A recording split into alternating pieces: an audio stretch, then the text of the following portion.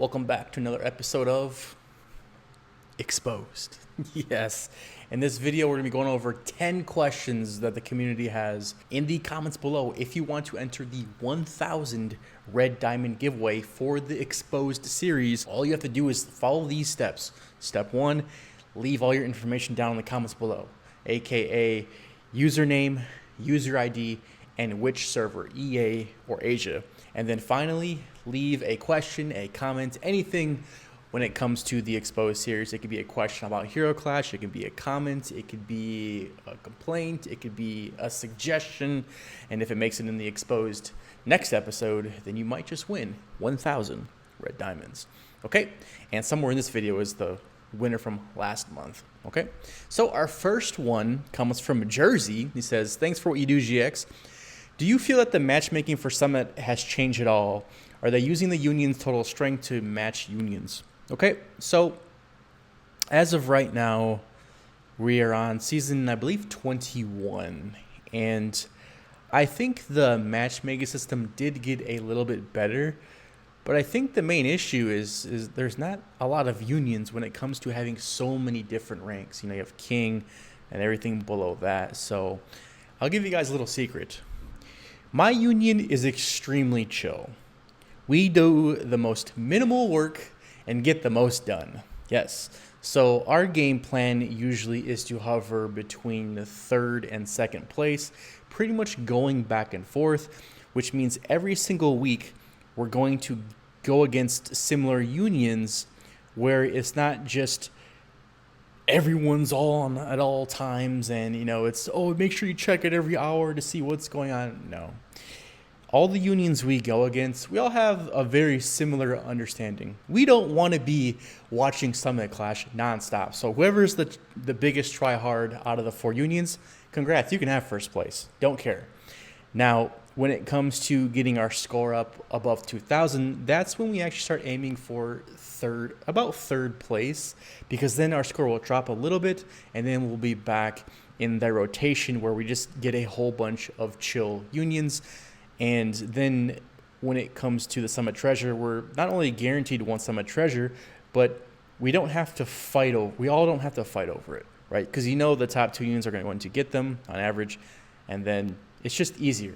You know, when you have 4 try-hard unions going at it at once, hey, have fun, man. You know, I have a life outside of Hero Clash I would love to enjoy, you know. I don't want to, you know, mess around with Summit Clash nonstop. And then also between, you know, the channel making content and stuff. So that's the elite strategy.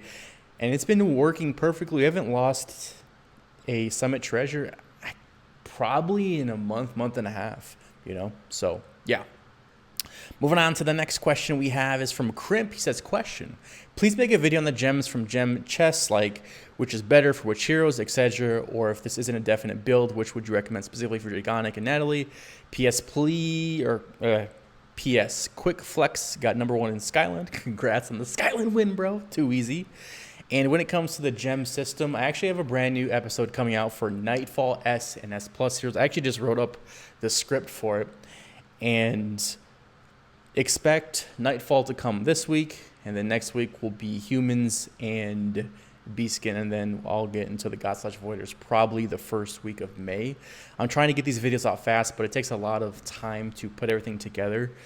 And yeah, so expect that. And then after that series, which is Diligence 2.0, aka the Gem System series, then we'll go into specific strategies / the tier list series. We have so much planned for the end of April / beginning of May, so stay tuned for that. Okay.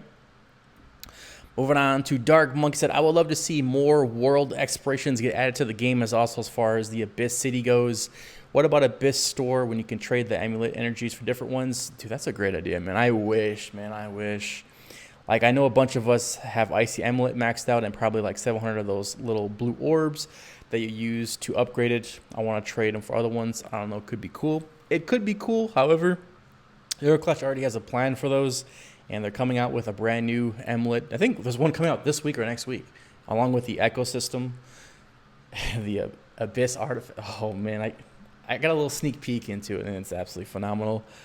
And, can't wait. But Pretty much the game plan for the Esper amulets is to create a new amulet that takes the same little, the orb looking thingies. I know what you're talking about. And yeah, so stay tuned for that. And approximately takes about a year for a free-to-play player to max out one of the new Esper amulets. So yeah, stay tuned for that and more coming in the far future. Too easy. Moving on to the next question is from Pity. I know you keep talking about the meta, but can you explain further what you mean? What heroes dictate what the meta is? Perhaps some team combinations you think are good and absolutely crucial for winning, Crucible, etc. Perhaps you can talk more about counters as well without giving away too much info so you keep dominating the Crucible. Your knowledge is greatly, greatly appreciated. Also, last question. Many late game players like yourself said that Alvarez falls off. What would you replace her with? I'm thinking Sophia, Sparta, Olila. Budget isn't an issue for me, but more so direction as the right investment. Okay, so to answer your last question, the current meta would be Sophia / Olila. I feel like Sparta is going to be falling off very, very soon because of what's coming later in 2024.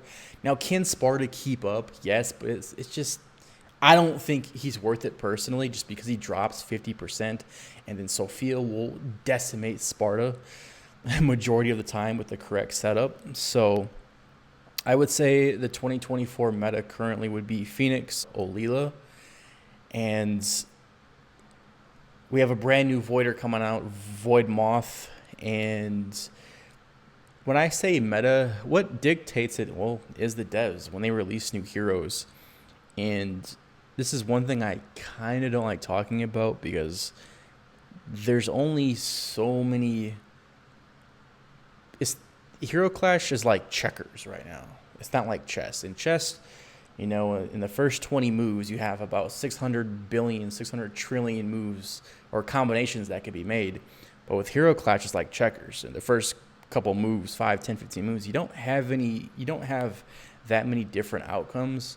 So then you pretty much get funneled into the meta, wanting to be the best or having the best stuff unlocked. However, that slowly will change with the new ecosystem, with the new willpower system.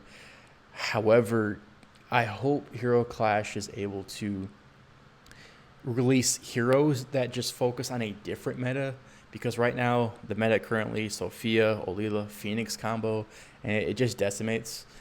And I know there is a counter coming to that, but I think that counter should also be released at the same time, just to see how the community reacts. Because right now it's just pretty much everyone just gets funneled into the same meta. And that's where I kind of lose, the whole fun vibe at, But hopefully it changes. We'll see in late 2024 and 2025. To answer your question, what I would work on 100% is Sophia and Olila. I think those are two great heroes. And a secondary would be definitely work on Selena, get her maxed out. And next big move would be the artifacts, man. Abyss artifacts and the ecosystem. Because the ecosystem is bonkers, straight bonkers. And that's all I'm going to say. I can't say much, but that's all I'm going to say. Moving on to the next question from Ratchet. He says, for PvE and PvP, do we need a healer S and S+? If so, what do you recommend as a healer? Which healer for PvP, which healer PvE, or would you be a happy medium? Okay, so currently right now you have multiple options, but I think the best option, which is the cheapest option, is Selena, man. Dude, Selena is the best defense hero in the game for PvE and PvP. She is a beast. She heals. She's able to do a soul link and block, crucial attacks for heroes, and then every 2 turns you get the same effect. I think Selena is the best. Secondary would probably be Goddess of Life, but she's just extremely hard to max out, and she's just one of those God/Voider heroes. She's God hero, where you just don't work on her unless you already have a few others maxed out, like Olila, maybe Reincarnation, Twins 100%, Soul, Thunder. Then comes Life, and then we have a new Void Moth coming out. So it's just, she's good. She's just not worth upgrading right away, you know. I'm still trying to work on Goddess of Life, but I have her at Epic, and it's been a year and a half, so maybe in 2027 we'll get her done. Too easy. Moving on to the next question is from Bedot. He says, recommended a gem setup for every type of hero, physical attacker, magical skill damage dealer, etc. Yep, I have, like I said before early on in this video, I have a brand new series, current series, Diligence 2.0, where I go over the gem system and I have a recommendation for gems for every single hero. Stay tuned for that. Nightfall coming soon, well, this week, and then next week would be human/beast skin, and on from there. Okay. Moving on to Dark Unicorn. He says, I have 2 questions. I have 4 accounts total. Would you consider it cheating if I comment from different YouTube accounts, or is it separate for each account? And is there a chance to communicate with you to coach me a little on how to build and what to build on the game? Okay, so when it comes to entering giveaways with multiple accounts, it's not cheating. You can do that. However, let's say, for example, you enter the Abyss Artifact giveaway and your 3rd account wins. Well, only your 3rd account can receive that prize. And I don't know if that's a free-to-play account or a pay-to-play account. It's up to you, but you can't win and then choose which account it goes to, because that wouldn't be fair. So whatever account wins, it has to go to that account. It's just that simple. Too easy. And then your next question is there a chance to communicate with me outside? Yeah, just hit me up on Facebook or Discord. In the future, we'll be creating an Elite Empire perk where we do one-on-one coaching or just one-on-one talk about the game, and that'll be a perk probably for Mythic Plus and above. And yes, so stay tuned for that.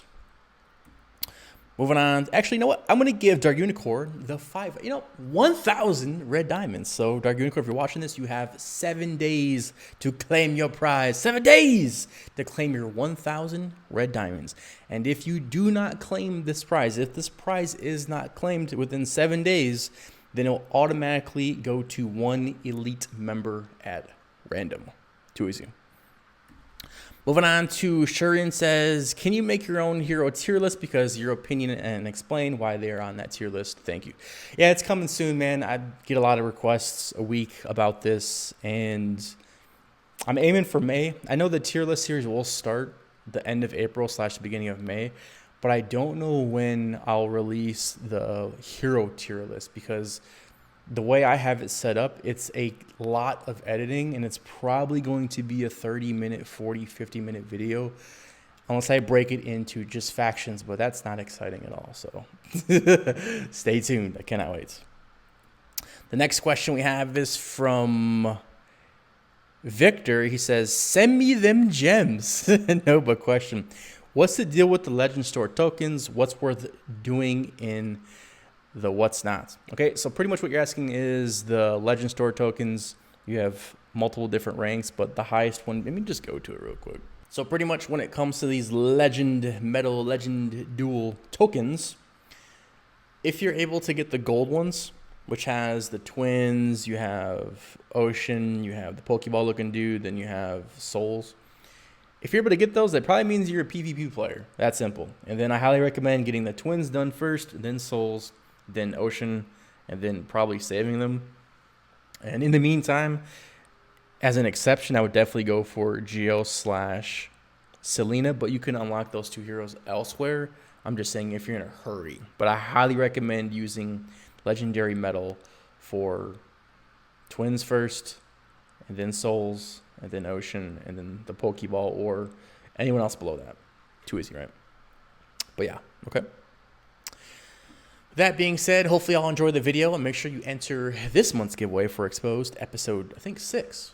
And with that being said, I'll see y'all in the next video. Greatness manifested.